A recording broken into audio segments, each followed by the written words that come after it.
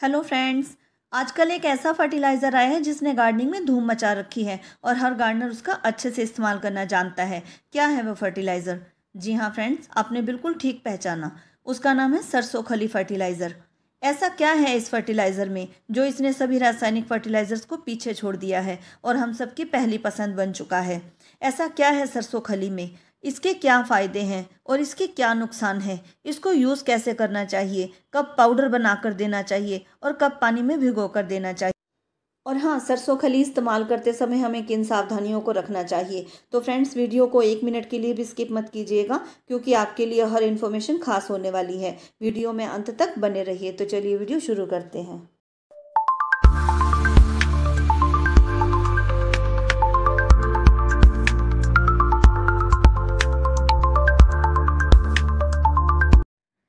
तो फ्रेंड्स, सबसे पहले बात करते हैं क्यों है सरसों खली सबसे असरदार जैविक फर्टिलाइज़र।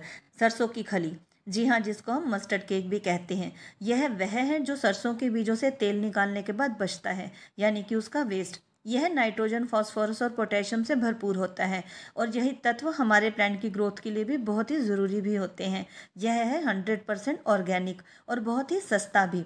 हमारे प्लांट्स पर इनका क्या असर है? तो चलिए अब बात करते हैं। इसमें प्रचुर मात्रा में एनपीके होता है जो मिट्टी को उपजाऊ बनाते हैं, सूक्ष्म जीवों को बढ़ाते हैं, जिससे हमारे प्लांट्स की ग्रोथ मजबूत होती है। साथ ही साथ हमारे प्लांट्स को कीटों से भी बचाते हैं। भरपूर मात्रा में एनपीके होने के कारण पौधों में फल फूलों की संख्या को भी बढ़ाता है तथा वेजिटेबल वाले प्लांट्स पर वेजिटेबल्स को भी बढ़ाता है। ऑर्गेनिक होने के कारण लंबे समय तक इस्तेमाल करने पर भी मिट्टी की उपजाऊ क्षमता बनाए रखता है, जबकि केमिकल फर्टिलाइजर मिट्टी को खराब कर देते हैं। इसलिए यह हम सबकी पहली पसंद बन चुका है। फ्रेंड्स, वैसे तो सरसों खली को हम पौधों की ग्रोथ बढ़ाने के लिए पाउडर और लिक्विड दोनों तरह से इस्तेमाल कर सकते हैं, क्योंकि यह एक देसी खाद है। पर कई बार ऑर्गेनिक खाद हमारे पौधों को हरा भरा करने के बजाय उन्हें जला भी देती है। ऐसा क्यों होता है? हमें कोई भी खाद देते समय उसकी मात्रा का ध्यान रखना ज़रूरी होता है। साथ ही साथ उसको किस तरह से हमें अपने प्लांट्स में देना होता है, यह भी बहुत ही ज़रूरी होता है। और कब देना है, तो आइए बात करते हैं। लिक्विड फर्टिलाइज़र बहुत ही जल्दी असर करता है।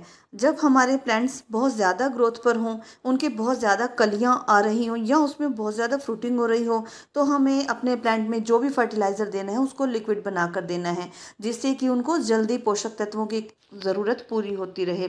तो हम इस फर्टिलाइज़र को लिक्विड दे सकते हैं, पर ध्यान रहे खाद देने का तरीका सही होना चाहिए। और फ्रेंड्स, पाउडर के रूप में हम तब दे सकते हैं जब हमारे प्लांट्स को धीरे धीरे पोषण चाहिए होता है, तब हम यह फर्टिलाइज़र पाउडर के रूप में दे सकते हैं। यह मिट्टी की उर्वरक शक्ति को स्थायी रूप से बढ़ाता है। फ्रेंड्स, पाउडर देने के लिए हमें यह इस बात का ध्यान रखना होता है कि हम जिस प्लांट में पाउडर दे रहे हैं या फर्टिलाइज़र दे रहे हैं, क्या वो इतना मजबूत है कि फर्टिलाइज़र को अच्छे से एब्जॉर्व कर सके। अगर वो बहुत ही ज़्यादा डेलिकेट है, बहुत ही साइज़ में छोटा है और छोटे पॉट में लगा हुआ है, तो हम उसको लिक्विड फर्टिलाइज़र देंगे और वो भी बहुत ही थोड़ी मात्रा में। पर अगर हमारे घर में कोई बड़ा पेड़ है, जैसे हमने ज़मीन में लगा रखा है, ग्राउंड फ्लोर पर ज़मीन में लगा रखा है और बहुत बड़ा पेड़ है, तो उसको पोषक तत्वों की ज़्यादा ज़रूरत होती है और वो पेड़ मजबूत भी होते हैं, जैसे कि आम है, जामुन है, नीम है, कटहल है। इस तरह के पेड़ होते हैं जो पोषण को धीरे धीरे एब्जॉर्ब करते हैं और ज़्यादा मात्रा में इन्हें पोषण चाहिए होता है। इनको हम पाउडर के रूप में दे सकते हैं। तो आज हम सबसे पहले इसको पाउडर के रूप में अप्लाई करेंगे। पाउडर के रूप में अप्लाई करने के लिए सबसे पहले मिट्टी की गुड़ाई ज़रूरी होती है। इस प्लांट को मैंने सुबह ही रिपोर्ट किया है। सुबह से हमारे यहाँ पर बहुत तेज़ बारिश हो रही है, तो इसलिए इसकी मिट्टी गीली है। ये पहले 10 इंची गुड़हल का एक 10 इंची पॉट में प्लांट था, पर वो 10 इंची इसके लिए इनफ नहीं रहता। ये थोड़े टाइम बाद मुझे रिपोर्ट करना पड़ता, पर अब बारिश आ रही है तो ये रिपोर्टिंग का बहुत ही बेस्ट टाइम है, तो मैंने आज ही इसकी रिपोर्टिंग कर दी है। तो इसको सरसों खली अप्लाई करने के लिए मैं इसकी जो मिट्टी है उसको साइडों में, रिम में, चारों तरफ इस पाउडर की 2 से 3 चम्मच डाल दूंगी और उसको मिट्टी के साथ कवर कर दूंगी, ताकि यह इसमें फंगस ना लगे। अभी भी बारिश बनी हुई है तो इसमें मैं पानी नहीं दूंगी, क्योंकि अगर बारिश आ गई तो ये सारा फर्टिलाइज़र ऐसे कैसे बाहर निकल जाएगा, तो इसीलिए मैं इसमें अभी पानी नहीं दे रही हूँ। और उसके बाद फ्रेंड्स, ऊपर से हमने इसको मिट्टी से ढक देना है ताकि इसमें फंगस भी ना लगे और अच्छे से ये मिट्टी इसको एब्जॉर्व भी करती रहे। तो आज मैं ये सरसों खली है, ये कई अपने प्लांट्स में अप्लाई कर रही हूँ, क्योंकि काफ़ी दिन हो रहे थे, बारिश चल रही थी और मैंने अपने प्लांट को फर्टिलाइज़र नहीं किया था। ये मेरा रोज़ का प्लांट है, इसकी भी मैं पहले गुड़ाई कर रही हूँ। गुड़ाई करके मिट्टी को सॉफ्ट कर लेंगे, और वैसे भी बारिश के कारण मिट्टी गीली हुई पड़ी है। इस रोज़ के प्लांट के साथ ही मैंने गुलदाउदी की कटिंग्स ग्रो कर रखी हैं। तो मैं इस बात का ध्यान रखूंगी कि जब भी मैं सरसों खली का पाउडर दूंगी तो इन गुलदाउदी की जो कटिंग है उसको दूर रख के दूंगी, क्योंकि कटिंग्स पे जब भी हम ज़्यादा फर्टिलाइज़र दे देते हैं तो वो जल भी जाती हैं।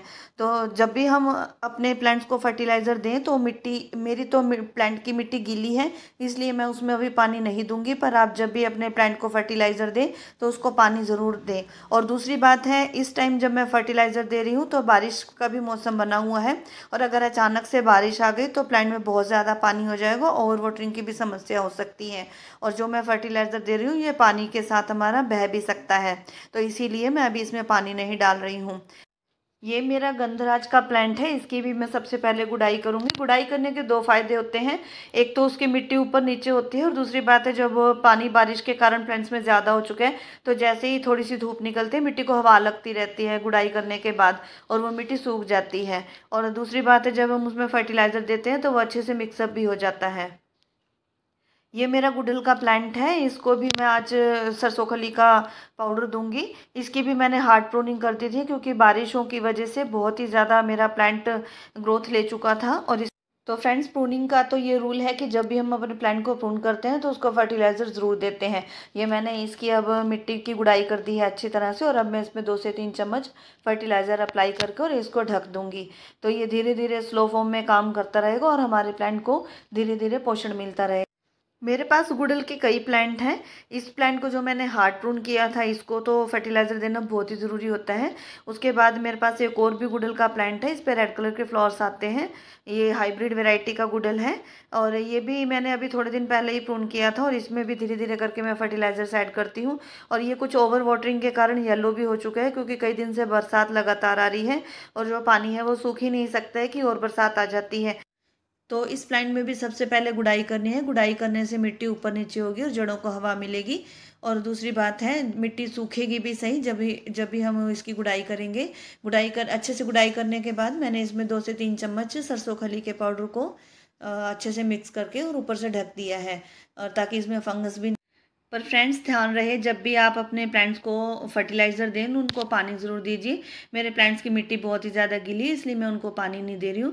ये रोज़ का प्लांट है, इसमें भी मैं सरसों खली के पाउडर को जो है ऐड करूँगी, क्योंकि मेरे बहुत से प्लांट हैं बारिशों के कारण उसमें फर्टिलाइज़र की कमी हो चुकी है। बारिश के चलते मैंने फर्टिलाइज़र कई दिन हो गए नहीं दिया था, तो आज मैं अपने बहुत से प्लांट्स में फर्टिलाइज़र दूँगी। कुछ मैं आपको लिक्विड फर्टिलाइज़र देकर दिखाऊँगी, और कुछ प्लांट्स में मैं आपको ये ड्राई फॉर्म में पाउडर के रूप में लिक्विड फर्टिलाइज़र दे के दिखाऊंगी। तो अब बात करते हैं कि हमें अपने प्लांट्स में लिक्विड फर्टिलाइज़र। सरसों लिक्विड बनाने के लिए हमें 100 ग्राम खली को 1 लीटर पानी में 2 से 3 दिन के लिए भिगोकर रख देना है, वो भी किसी छायादार जगह पर, और लगभग रोज़ उसे हिलाते रहना है। मेरे बहुत सारे प्लांट्स हैं, इसलिए मेरे को इस लिक्विड की ज़्यादा जरूरत पड़ती है। तो मैंने यह लिक्विड 5 लीटर की कैन में बना रखा है, जिसमें मैंने 500 ग्राम खली ली है। उसमें से मैं इसकी थोड़ी सी मात्रा लूँगी, क्योंकि मुझे यह अपने इंडोर प्लांट्स में देना है। इंडोर प्लांट्स हमारे बहुत ही डेलिकेट होते हैं, उनको ज़्यादा फर्टिलाइज़र मिल जाए तो वो जल जाते हैं, जिसमें कि स्पाइडर प्लांट हैं और जनाडू प्लांट हैं, और भी मेरे पास बहुत से इंडोर प्लांट हैं, एरिका पाम भी हैं। तो उनमें अगर हम ज़्यादा मात्रा में इसको देते हैं तो ये जल जाती है, इसलिए मैं इसकी बहुत ही कम मात्रा दिया करती हूँ। ये 1 लीटर पानी मैंने अपने 3 प्लांट्स में दिया। ये कैलेडियम के बल्ब हैं, ये भी बहुत ही कम फर्टिलाइज़र की डिमांड। फ्रेंड्स, 3 से 4 दिन के अंदर हमारा लिक्विड फर्टिलाइज़र बनकर बिल्कुल तैयार हो जाएगा। पर इसको अभी हमें ऐसे ही अपने प्लांट्स में नहीं डालना है, इसको हमें और भी पतला करके अपने प्लांट्स में डालना है। तो इसको 1:5 के हिसाब से हम अपने प्लांट्स में डालेंगे। जैसे कि अगर 10 लीटर मैंने पानी लिया है, ये मेरे 10 लीटर की बाल्टी है, तो उसमें मैं 2 मग्गे अपने सरसों खली फर्टिलाइज़र के डालूंगी, उससे ये पतला हो जाएगा। ये मग्गा मेरा 1 लीटर का है, और ऐसे 2 मग्गे मैं इस 10 लीटर की बाल्टी में ऐड कर रही हूँ। तो फ्रेंड्स, ये पतला हो जाएगा, और इसको इतना पतला हम अपने फूलों वाले, फलों वाले, सब्जियों वाले सभी प्लांट्स में दे सकते हैं। यह इंस्टेंट ग्रोथ करता है हमारे प्लांट्स की, और बहुत ही जल्दी हमारे प्लांट में पोषक तत्वों की कमी को पूरा करता है। पर अगर हम इनको अपने इंडोर प्लांट में देंगे या सकुलेंट प्लांट में देंगे तो वो प्लांट हमारे जल भी सकते हैं। उसके लिए हमें इसको और भी पतला करना होगा, जैसे मैंने पीछे वीडियो में दिखाया था। बहुत ही कम बहुत ही कम रेशो हमें लिक्विड फर्टिलाइज़र का देना है और उसमें सादा पानी मिक्स करना है, जिससे कि हमारे सकुलेंट्स और इंडोर प्लांट जलेंगे नहीं और उनको पोषण भी मिलता रहेगा, क्योंकि इंडोर प्लांट हमारे अधिकतर अंदर होते हैं तो उनको बहुत ही कम फर्टिलाइज़र की ज़रूरत होती है। और दूसरी बात है फ्रेंड्स, हमें उन कटिंग्स में नहीं देना है जो हमने कटिंग्स लगाई हैं, हमें सरसों खली लिक्विड उनमें भी नहीं देना है, क्योंकि उनसे हमारी कटिंग्स जल जाती है। या बहुत ही छोटे छोटे प्लांट्स होते हैं या जो अंकुर हो रहा होता है जिन बीजों के अंदर, उनमें भी हमने इनको नहीं देना है। जो सीड्स ग्रो हो रहे होते हैं उनमें भी हमें सरसों खली फर्टिलाइज़र नहीं देना है। बाकी सभी प्लांट्स में हम दे सकते हैं, पर सरसों खली फर्टिलाइज़र देते समय हमें शाम का समय या दिन का समय चुनना है। कोई भी फर्टिलाइज़र जब हम अपने प्लांट्स को देते हैं उसके लिए सुबह का टाइम या शाम का टाइम सही रहता है। हाँ फ्रेंड्स, एक बात को और भी ध्यान रखना है कि ज़्यादा देने से भी पौधों की जड़ों में फंगस भी लग सकती है और ओवर फीडिंग से प्लांट को नुकसान भी हो सकता है। और इसको बिना पतला किए तो प्लांट्स में बिल्कुल भी नहीं देना है, उससे हमारे प्लांट्स जल भी सकते हैं। और हाँ फ्रेंड्स, एक बात और, जब हम कंपोस्ट बनाते हैं तब भी 10% सरसों खली कंपोस्ट बिन में डाल सकते हैं। और फ्रेंड्स एक बात और, सरसों खली फर्टिलाइजर्स में से बदबू आनी सामान्य सी बात है, क्योंकि सरसों खली का फर्टिलाइज़र जब भी हम बनाते हैं उसमें से स्मेल ज़रूर आती है। तो फ्रेंड्स जैसे जैसे वो फर्मेंट होते हैं उसकी स्मेल बढ़ती जाती है। और फ्रेंड्स एक बात और, अगर हम किसी भी फर्टिलाइज़र को, चाहे वह जैविक हो, रासायनिक तो ख़राब करता ही करता है, पर जैविक फर्टिलाइज़र को भी अगर हम गलत तरीके से देंगे तो वो भी हमारे प्लांट्स को नुकसान पहुंचा सकते हैं। तो प्लीज़ आप उसकी मात्रा, समय और बाकी सब चीज़ों को ध्यान में रखकर ही जैविक फर्टिलाइज़र का इस्तेमाल अपने प्लांट्स में कीजिए। तो ये थी सरसों खली फर्टिलाइज़र के बारे में कंप्लीट जानकारी। और अगर आपका कोई क्वेश्चन हो, कोई क्वेरी हो तो प्लीज़ कमेंट बॉक्स में ज़रूर लिखें। और तो यह थी जानकारी एक बहुत ही बहुमूल्य और ऑर्गेनिक फर्टिलाइज़र के बारे में, जो आपके गार्डन को हरा भरा बना सकता है। और अगर आप भी ऑर्गेनिक तरीके से अपने पौधों को पोषण देना चाहते हैं तो आज ही से इस्तेमाल कीजिए तथा अपने प्लांट को हेल्दी और लश ग्रीन बनाइए और बेहतर फ्रूटिंग और फ्लावरिंग का जादू देखिए।